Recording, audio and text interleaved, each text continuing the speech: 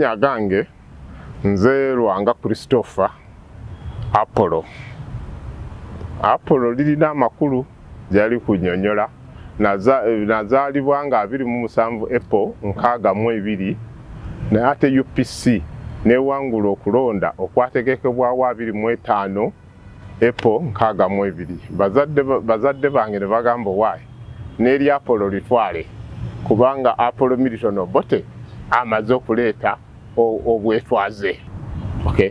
Kakati nkolera ku kitebe kya UPC, nze nkulira endowooza oba ideology, nze nkulira ebiwandiiko oba documentations, nze nkulira okunoonyereza ku kitebe kya UPC. Ensonga gy'ompadde nti ntementeme vunike ku bikwata ku bwetwaze bwa Uganda, ekyo ekintu kinkwatako ku mutima gwange kubanga mukama waffe Obote ne UPC kennyini yakyenyigiramu mu myaka gya 52 naye mu myaka 52 yakyenyigiriramu ng'ekyenyigiriramu nga Uganda National Congress musaaji gye yateekawo ne bannayuganda kuba kwa bwala gyazaamaanya butabannyonnyola nnyo ennoneene ya independence e Uganda ne mu Afirika yavaawa. Waliwo baganda baffe bakitaffe be bakwata ne babateeka mu mameeri ne babatwala okugenda okulima ebikajjo mu Amerika. Bakutwala nga teweeyagalidde era okutuuka eyo nga bakuba emigga emiyitirivu. Kati abaddugavu abo ne bayiga empisa y'Abazungu ne beeraliikirira nti watabaawo kiba kikoleddwa Afirika gye babajje okubatwala nga abaddu bagenda kusaanawo. Okay. Kakati ne bakola omulanga nti Abafirika mwegatte, omulanga ogwo ne baguyita Pan Africanism. Kakati omulanga ogwo gwe bakola ne bakolawo n'enkuŋŋaana ze bayita Congress.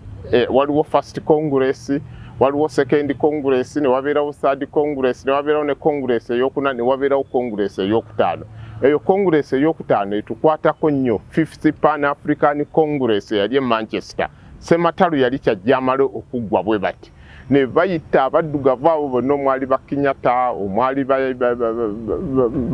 Kamuzu Banda, omwali ba Namidia Zikwe, Baseda Sengo, ne bagenda e Manchester ne boogera ensonga bwe bazitematema ne basalawo nti buli omu addeyo atandike olutalo olununula ensi ye. Okay.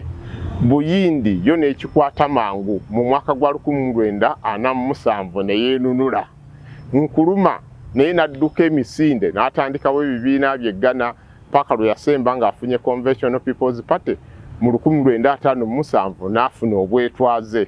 N'olwokubanga ali mu lukuŋŋaana olw'Anamwetaano lwenjogeddeko, ekintu kya Ghana n'akigaziya n'agamba obwetwaze bwa Ghana tebukola makulu nga Afirika yonna tekoze eki tenunulibwa. Era Nkuluma n'awandiika n'ekitabo kimusaanye mu okusoma ekikulu ennyo kye bayita Africa Must Unite. Naye yawandiika ebitabo bingi.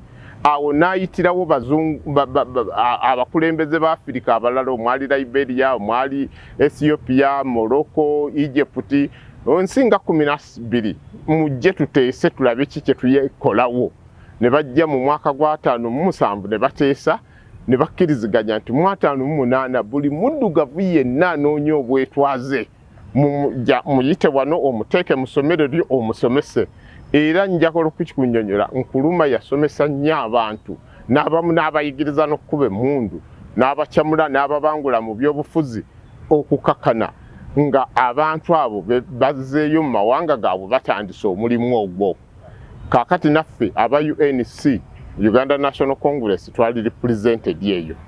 Kaakati bwe tukomawo ewaffe Uganda, eyasinga okukwata enkasi oba okwenyigira mu bintu bino okusinga yali Musaazi, era kyowulira nga Musaazi bamuyita Godfather of Modern Nationalism mu Uganda. Ye nakazadde w'ebyobufuzi eby'omulembe. Musaazi bw'atuuka ku budde buno ng'alaba ebyenfuna mu 1930 byonoonese n'ateekawo akabiina akatonotono ak'abaana ba kintu. Naye ne katakwata kati ng'enjogera y'ennaku zino. Kakati bw'atuuka mu 1945 ne yegatta n'abalimi bangi ne bateekawo okwekalakaasa kuli dekabusa. Okwekalakaasa okwo ne basaba tractor, ne basaba abaami abalonde, ne basaba banka, ne basaba okusobola okwetundira ebyobulimi byabwe nga bakooye ababanyigiriza ku ssente za ppamba ezaki. Okay, kakati naye omuzungu n'atakkiriziganya na bintu byabwe ebyo era ekibiina kya musaazi n'akiwera. Naye musaazi n'abalimi abo ne bataggwamu maanyi 1949 ne bakomawo nga bamaanyi nnyo nga tebakoonekako. Era n'abamu ne bagenda ne batuukirira ne kabaka nti oba otutte ffe kaakati essaawa yakulwanirira mirembe, twagala abaami abeerondere, twagala banka, twagala ki ebyetaago ebyabeekalakasiza 45 tebajjako na kimu, baayongeramu ki bwongeze nakwetema kajegere.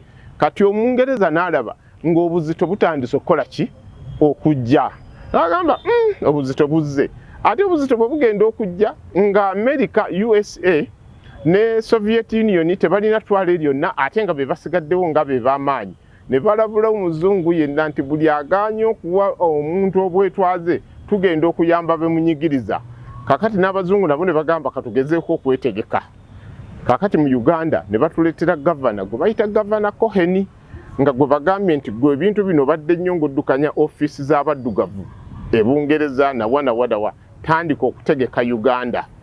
Kakati mu bbanga ery'okutegeka Uganda ne Kangave Musaazi gye yaviirayo n'ategeka ekibiina kye Uganda National Congress, n'akiwa motto eri enkambwe eyakanga n'abazungu, n'agamba one man one vote, self government now.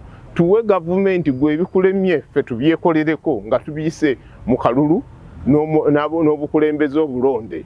Gwe tukumanyi gavana oli wano tolondebwa, tukumanyi ne ba DC bo temulondebwa, tukumanyi ne ba gavana ne baandi ba provincial commissioners temulondebwa. Ffe mutuwe ekyaffe twetambulize ensi yaffe.